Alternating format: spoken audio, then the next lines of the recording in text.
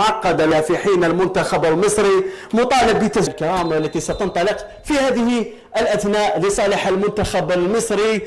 يستهل هذه المنتخب المغربي في مخالفة، والهدف الأول يا سلام،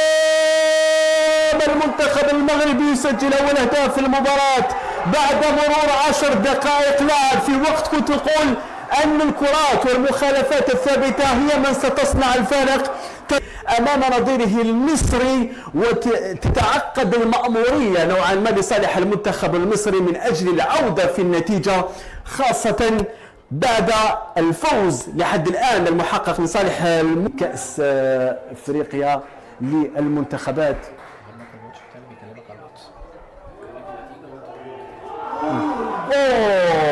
كرة بغتتني هذه الكرة، كاد المنتخب المغربي العرق البارد لأرمادة من اللاعبين الإسبان يتقدمهم الحارس إيكر كاسياس، وأول فرصة مجددا في محاولة لشن هجمة صريحة، فيه فراغات، فيه مساحات شاغرة لصالح منتخب المغرب، والحارس عبد المنعم علي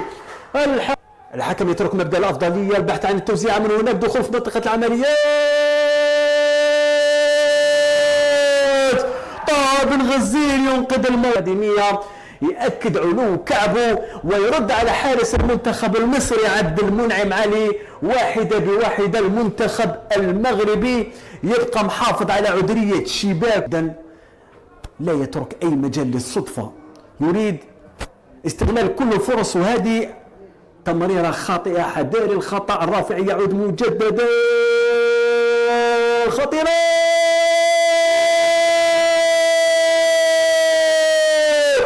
المنتخب المغربي يضيف الهدف الثاني، وطن ثابتة نحو التأهل إلى نهائيات كأس أفريقيا. ما زال في جعبة المنتخب المصري مرحلة ثانية شوط، إذا لم يحسن التدارك والتعويض ستعبد الطريق للمنتخب، طريق السباعي،